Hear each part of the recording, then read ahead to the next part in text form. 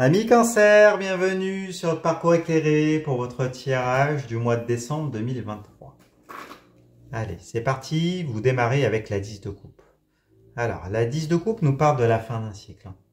Un cycle qui se termine en lien avec les coupes, qui sont les réceptacles des émotions, des sentiments, de l'amour, de l'amitié, la fraternité.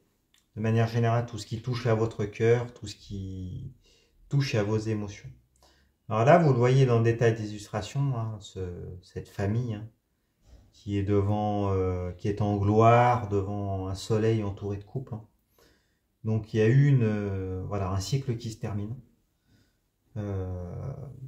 Peut-être une relation qui est arrivée à son terme, peut-être comment on pourrait dire, qui a atteint un paroxysme, d'accord, une apogée, et puis là peut-être voilà, un nuage qui arrive devant ce grand soleil là qui s'est présenté.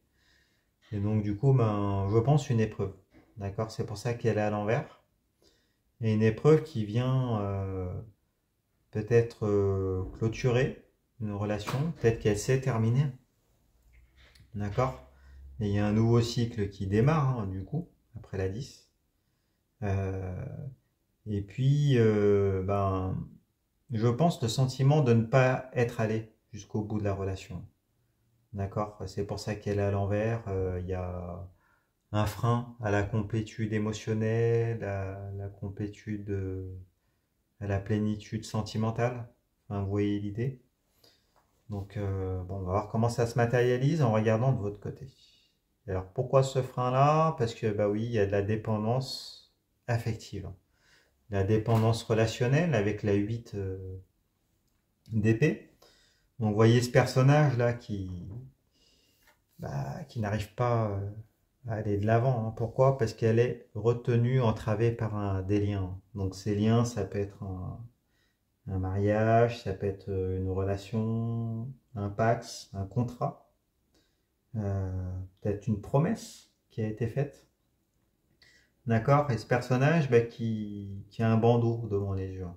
Et pourtant, il lui suffirait de se mouvoir, hein, de se détacher, de casser ses liens, d'enlever le bandeau, pour pouvoir regarder les épées, hein, pour pouvoir les considérer. Ces épées-là, ce sont les interactions. D'accord, symboliquement, ce sont les armes physico-mentales qui servent dans les rapports de force, hein, dans la communication entre soi et puis autrui. Donc, et ces épées-là sont autant de voies relationnelles, de possibilités qui sont présentes autour de cette personne, mais que cette personne-là n'est pas capable de voir. D'accord? Pourquoi? Parce qu'elle est dans une forme de déni, dans une forme de position choisie, hein, d'accord? Et dans un lien qui la retient, et ça peut être un lien affectif, une dépendance qui est enfermante et qui vous empêche, vous, de pouvoir initier un nouveau cycle, hein, d'accord? Parce que vous avez le sentiment de ne pas être allé jusqu'au bout de la relation, d'être allé au bout de ce que vous aviez à vivre.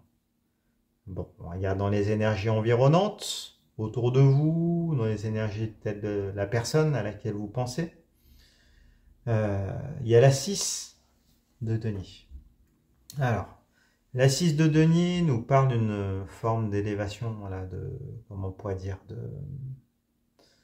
là, c'est comme s'il y a des projets, d'accord, c'est les deniers, c'est la matérialité. Donc l'argent, les richesses, les possessions, le foyer, la matérialisation de projets, d'une relation, d'investissement. Là, il y a un équilibre qui a été atteint. Et la volonté chez cette personne, euh, comment on pourrait dire, de pouvoir partager, en fait, de redistribuer en fait, tout ce qui a été investi. Il y a l'idée de vouloir donner. Alors c'est peut-être vous, hein, d'ailleurs, hein, ou c'est peut-être cette personne à laquelle vous pensez, hein, peut-être qui, comment on pourrait dire, qui souffre peut-être vers les autres, hein, peut-être vers des personnes plus faibles, peut-être vers comment on pourrait dire, ouais, qui a envie qui a envie de donner et qui peut-être vous délaisse. D'accord? Il y a peut-être de ça. Bon, alors à voir. Après, c'est peut-être vous, hein, qui avez envie comment on pourrait dire, peut-être vous avez fait un travail sur vous, vous avez travaillé sur des projets, vous atteignez maintenant un certain équilibre, et puis bah, vous voulez donner, d'accord, à cette personne avec laquelle bah, vous avez le sentiment de ne pas être allé jusqu'au bout, hein. Donc il y a peut-être un retour si séparation il y a eu. Et si c'est pas le cas, bah, l'idée voilà, de continuer et puis de donner à l'autre, hein. Mais du coup en vous sacrifiant, d'accord? Parce que c'est vous qui êtes dans la dépendance affective, dans la dépendance relationnelle, hein, dans cette situation enfermante. Alors, on rebascule de votre côté, vous avez la tour, arcane majeure. Alors la tour nous parle d'un défi, un défi inattendu qui se présente à vous. Et là, il y a la destruction du passé, hein, avec la foudre qui tombe sur la tour.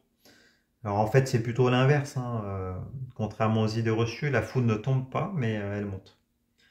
Donc il y a à la fois l'idée de destruction de cette tour, de ce que vous aviez construit, et puis une élévation, d'accord, vers une autre dimension, vers un niveau supérieur, mais du coup un coup de canon vers le haut auquel vous n'étiez pas préparé et qui va représenter un défi, hein, avec la destruction du passé et puis bah, une nouvelle tour à construire, hein, du coup, hein, qui va être là. Mais ça peut être une carte de chance, hein. Vraiment quelque chose d'inespéré qui se passe, vous voyez, peut-être un miracle qui... Mais du coup, voilà, il faudra rester sur vos gardes pour pouvoir conserver vos acquis. Bon, on regarde plus loin, comment ça se matérialise. Alors il y a le chariot, arcane majeur dans les énergies environnantes ou chez cette personne. Alors, le chariot nous parle de contrôle, hein, d'accord. Le conducteur du char, là, il maîtrise les rênes, hein, pour pouvoir faire converger les deux sphinx vers un objectif commun, des désirs communs. Et là, le fait qu'il soit à l'envers, il y a une perte de contrôle qui peut mener soit un burn-out, hein, si on tente à tout prix de persévérer, ou voilà, peut-être un accident. En tout cas, il y a une divergence, peut-être une séparation, du coup, qui intervient, hein, sachant que les deux sphinx vont aller dans deux directions opposées. D'accord, c'est possible. Euh, ouais, c'est tout à fait possible. Après, ça peut être l'idée aussi de perdre son indépendance, de peur liée à ça, de ne pas y arriver tout seul. Vous voyez, ça fait écho à la dépendance relationnelle, hein. La dépendance affective qui était là. Peut-être que vous êtes face à une personne qui vient appuyer sur cette dépendance. C'est peut-être pour ça qu'elle est à l'envers. C'est tout à fait le cas. Mais en même temps, avec la tour, peut-être qu'il va y avoir voilà, des prises de conscience, des événements inattendus, des retournements de situation. Bon, c'est possible. On revient de votre côté. De votre côté, vous avez la carte de l'ermite, hein. Bon. Alors, la carte de l'ermite vous invite à l'introspection. L'ermite, c'est celui qui a le sentiment d'être seul, perdu.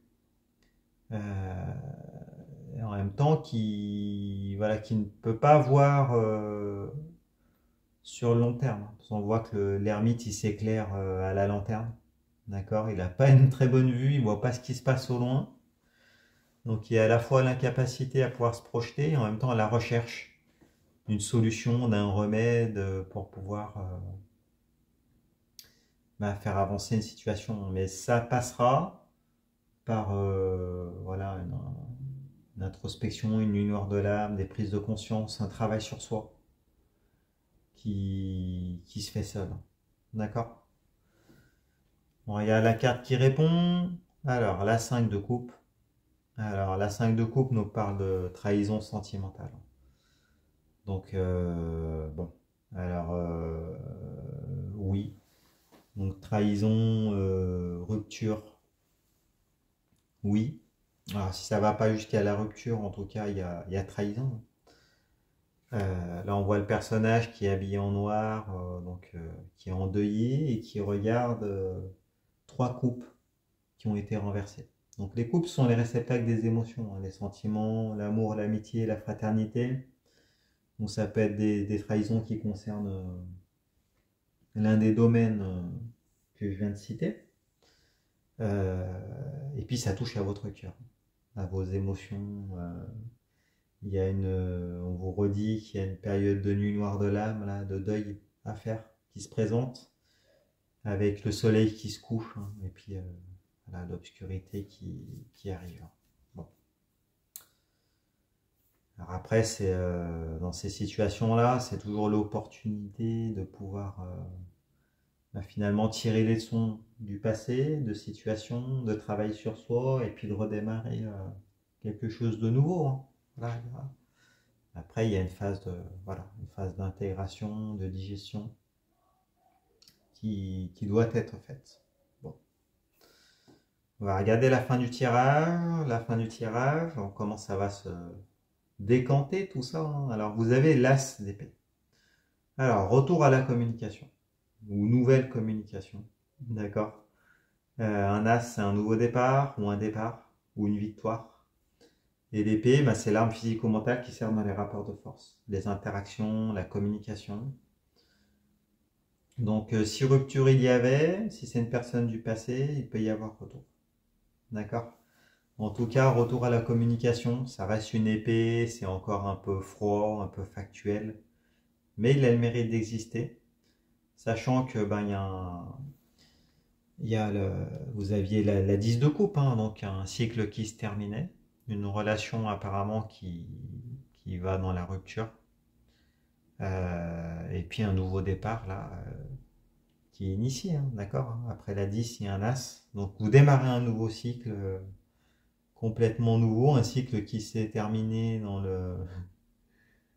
dans le fracas, dans la destruction du passé, mais en même temps, peut-être des retournements de situation, des événements inattendus qui se passent, qui viennent détruire en même temps la tour et puis initier un nouveau cycle, un nouveau départ avec l'as d'épée. Donc, bon, vous nous direz ce qui s'est passé dans les commentaires, c'est toujours intéressant. Ouais. Et on va quand même terminer le tirage en regardant de votre côté comment ça va se matérialiser. Alors, bon, bah, c'est pas étonnant, de votre côté, vous avez la 9 de bâton.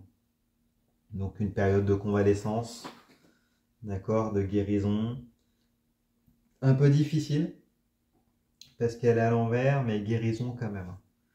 D'accord, vous voyez dans des tas d'illustrations un personnage qui s'appuie sur un bâton, qui est issu d'un alignement énergétique, au fond, un alignement de bâton. Et les bâtons, bah, ce sont les flux énergétiques vitaux, c'est ce qui nous anime, ce qui se consume, la santé, la sexualité, les désirs, les motivations, tout ce qui apporte un épanouissement, tout ce qui vous nourrit. Donc là, il y a une phase de guérison, de toute façon, qui est en cours, d'accord, et qui suit directement la carte de l'ermite, qui elle-même suit la carte de la 9 d'épée, hein, donc par rapport à la dépendance affective. Il peut y avoir des déblocages et puis en tout cas une guérison qui est en cours, là. Un travail sur les blessures qui commence doucement mais sûrement à être guéri et puis cicatrisé. Et on regarde la dernière carte. Alors, dans les énergies environnantes, il y a la carte de la papesse, arcane majeure. Alors la papesse vous dit que même si dans la 3D, peut-être qu'il ne va pas se passer grand-chose, la situation évolue en arrière-plan. Elle évolue dans la 3D. Il y a des prises de conscience chez la personne en face, là qui elle-même s'introspecte. Voilà, vous avez l'ermite. C'est comme si l'ermite répondait à la grande prêtresse. Et donc là, il y avait un peu un travail d'introspection réciproque, d'accord, qui vont permettre à la fois de solder le passé, et puis peut-être de vous retrouver, d'initier une nouvelle forme de communication avec l'as d'épée, avec deux personnes, mais qui finalement seront complètement différentes et complètement de celles que vous étiez dans le passé, et puis la possibilité de démarrer un nouveau cycle dans la communication, et pourquoi pas après initier, voilà, initier quelque chose de nouveau, hein. Puis finalement, peut-être que la trahison là était peut-être un mal nécessaire, hein, pour pouvoir repartir sur de nouvelles bases. C'est tout à fait possible pour certains d'entre vous. Bon, écoutez, dites-nous dans les commentaires comment ça se passe pour vous. Si ce tirage vous a parlé, mettez-moi un pouce, abonnez-vous. Allez voir les autres tirages pour vos signes ascendants et lunaires. Vous mélangez le tout, vous aurez ainsi une lecture plus personnalisée. Je fais des consultations également. Vous pouvez aller sur mon site internet, leparcourséclairé.com. Vous pouvez voir mes disponibilités réservées directement. Je réponds à toutes vos questions de tout ordre. Et puis écoutez, je vous remercie. Je vous dis à bientôt. Au revoir.